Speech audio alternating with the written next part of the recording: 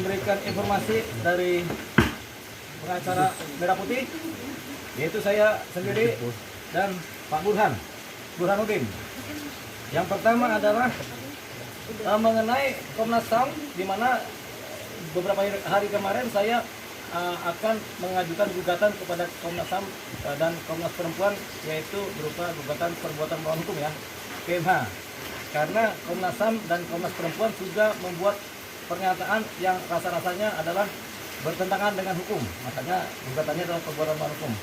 Namun demikian, setelah kami berkonsultasi dengan PT UN, Pengadilan Tata Usaha Negara yang di Jakarta Timur, memang ini masuk nih untuk digugat secara perbuatan melawan hukum, tapi diajukan di Pengadilan Tata Usaha Negara di Petun ya, Pengadilan Tata Usaha Negara, yaitu berupa gugatan terhadap tidak berwenangnya Komnas HAM maupun Komnas Perempuan untuk menyatakan statement mereka mengenai dugaan Yosua.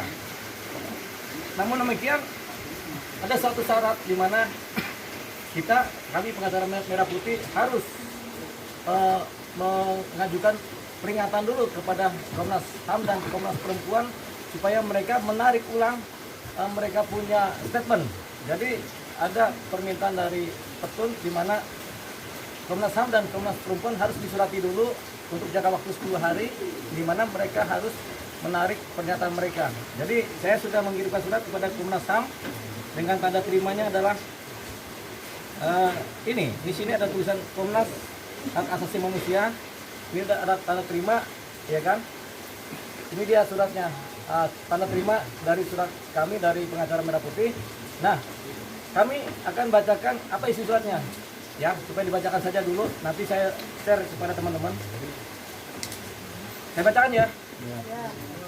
Jakarta, 9 September 2022, nomor surat 07-BTI-9/2022 lampiran perihal keberatan kepada yang terhormat Ketua Komisi Nasional Hak Asasi Manusia Jalan Latu Harari nomor 4B RT 1 RW 4 Menteng, Kecamatan Menteng, Kota Jakarta Pusat, DKI Jakarta. Di tempat, dengan hormat, kami yang bertanda tangan di bawah ini dengan ini berkenan menyampaikan keberatan atas tindakan faktual yang dilakukan oleh Komnas HAM sehubungan dengan penyidikan kasus meninggalnya almarhum Brigadir Nofriansah Joshua Huta Barat.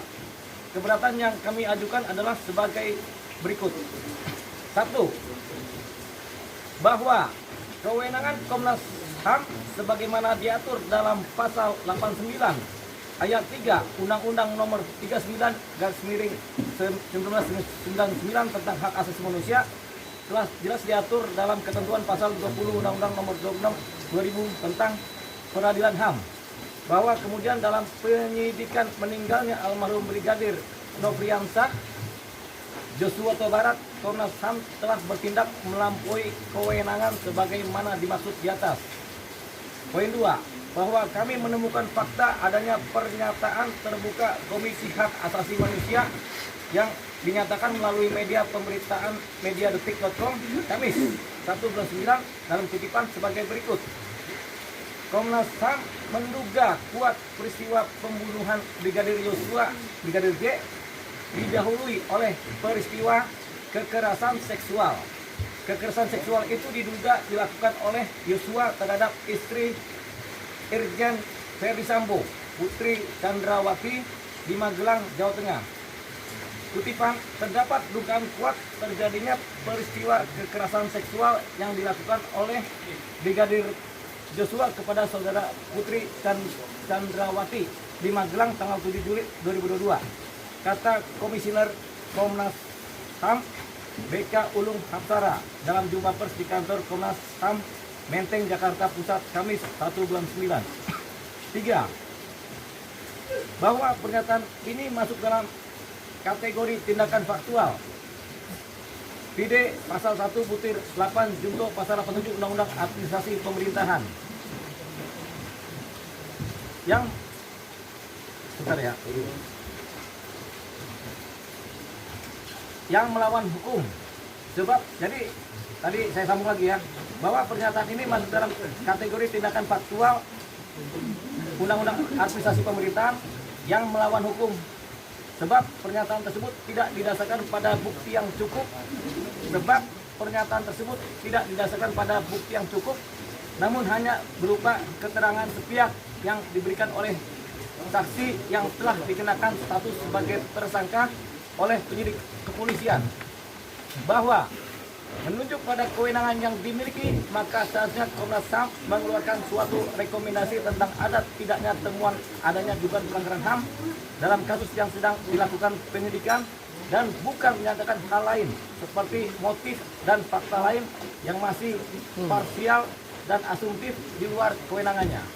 Poin 4, bahwa oleh karenanya merujuk pada ketentuan Undang-Undang Nomor 5 Tahun 1985 Junto Undang-Undang Nomor 9 Tahun 2004 tentang Peradilan Tata Usaha Negara, video pasal 48 Junto pasal 51 ayat 3. Dengan ini kami mengajukan keberatan.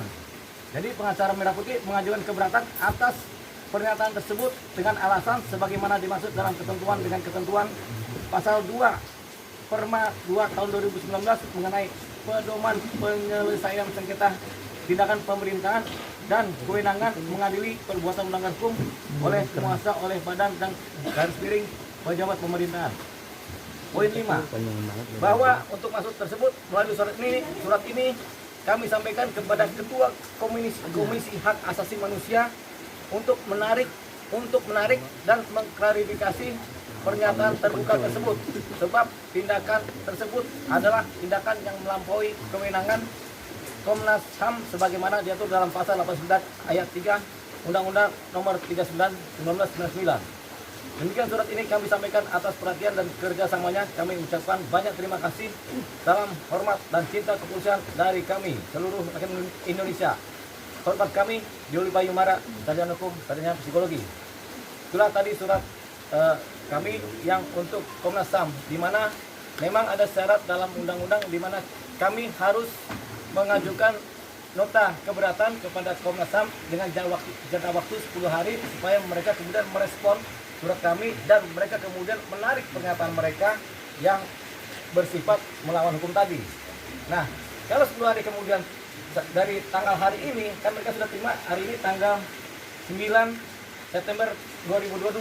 Kalau per hari ini sampai 10 hari ke depan sekitar tanggal 20 lah, mereka tidak ada respon dan tidak menarik mereka punya pernyataan, maka kami akan melakukan gugatan di Pengadilan Tata Usaha Negara dengan gugatan perbuatan melawan hukum.